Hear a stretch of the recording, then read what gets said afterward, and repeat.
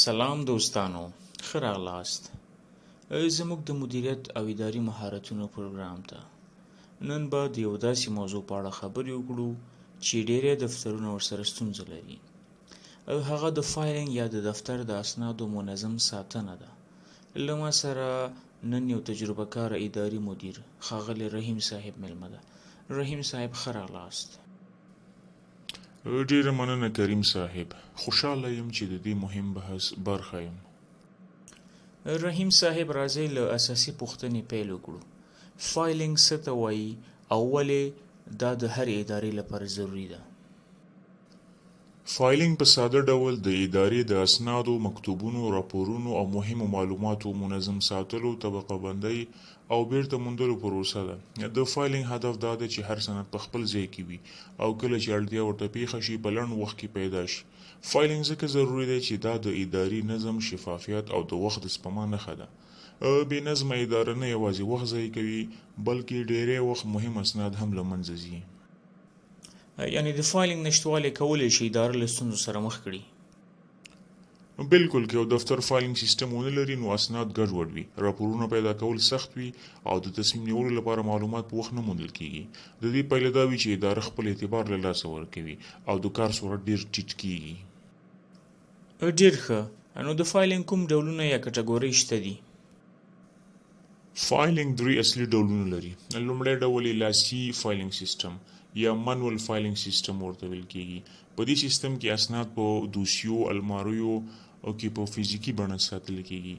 دا سیستم لا هم ډیرو ادارو کې کاریږي. دوهم ډول برېښنايي فايلنګ سیستم یا ډیجیټل فايلنګ سیستم ده. په دې سیستم کې ټول اسناد په کمپیوټر، سرور یا کلاود کې خوندي کیږي. دا سیستم چټک، خوندي او د اسنادو موندنه پکې اسانه وي.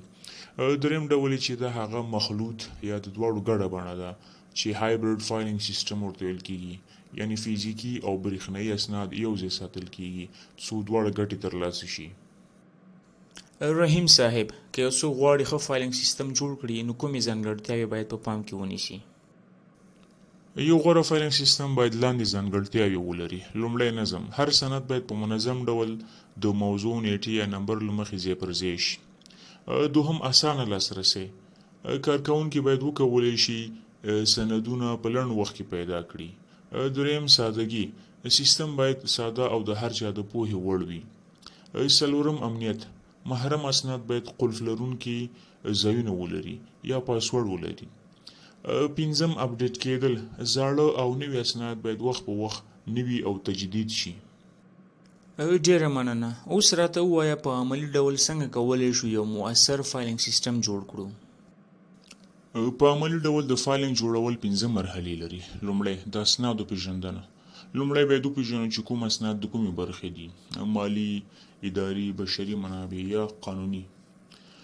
دوهم د فولډرونو تنظیم. د هرې موضوع لپاره جلا فولډر جوړ کړئ او د هغې موضوع نوم ورباندې ولیکئ، لکه مالی راپورونه 2025 کال. دریم د دوسیې جوړښت. فولډرونه د نیټې یا نمبر له مخې ترتیب کړئ، لکه 001 002 او یا هم 003. دا د موندلو لپاره اسانه طریقه ده. څلورم ارشیف جوړول. زاړه اسناد چې نور ورځنی کار نه دی اړین ارشیف ته انتقال کړي، خو له منځه یې مه وړئ ځکه کله ناکله بیا اړتیا ورته پیښیږي. پنځم ډیجیټل بیک اپ کول. ټول اسناد سکین کړئ او د کمپیوټر په ګوګل ډرایو یا ون ډرایو کې هم وساتئ. څو که فزیکي اسناد له منځه لاړ شي برېښنايي نقل یا کاپي باید موجوده وي. رحیم صاحب، دا ډیر مهم ټکي دي، خو د امنیت په برخه کې ادارې ته کومې مشورې لرئ؟ هو، دا ډیره مهمه موضوع ده. د اسنادو امنیت د ادارې د اعتماد بنسټ دی. ځینې مهم اصول دا دي. محرم اسناد په قلف لرونکو الماریو کې وساتئ. د کمپیوټر فایلونه باید پاسورډ ولري. آنلاین فایلونه باید بیک اپ ولري. همدارنګه د لاسرسي حق محدود کړئ. یوازې اړین کارکوونکي باید مشخص اسنادو ته لاسرسی ولري. رحیم صاحب، د فايلنګ د پرمختللو وسایلو یا سافټویرونو په اړه هم څه ووایه؟ بالکل. ډیری پرمختللې ادارې اوس د DMS یا ډاکومنټ منیجمنت سیستم کاروي، لکه ګوګل ورک سپیس، مایکروسافت شیر پوینټ، ډراپباکس بزنس، زوهو ډاکومنټس. دا سیستمونه نه یوازې اسناد خوندي ساتي بلکې هر کارکوونکی کولی شي د انټرنیټ له لارې ورته لاسرسی ولري او اپډیټ یې وساتي. ډیره مننه رحیم صاحب. په پای کې ستا پیغام د ټولو ادارو کارکونکو ته څه دی؟ زما پیغام دا دی، هر اداره باید د فايلنګ سیستم ته د خپل کاري بنسټ په سترګه وګوري. یو منظم فايلنګ سیستم د اعتماد، سرعت او مسلکي توب نښه ده. منظم اسناد، منظم ذهن او منظمه اداره جوړوي. ډیره مننه رحیم صاحب د ډیر مفصل او مسلکي خبرو لپاره.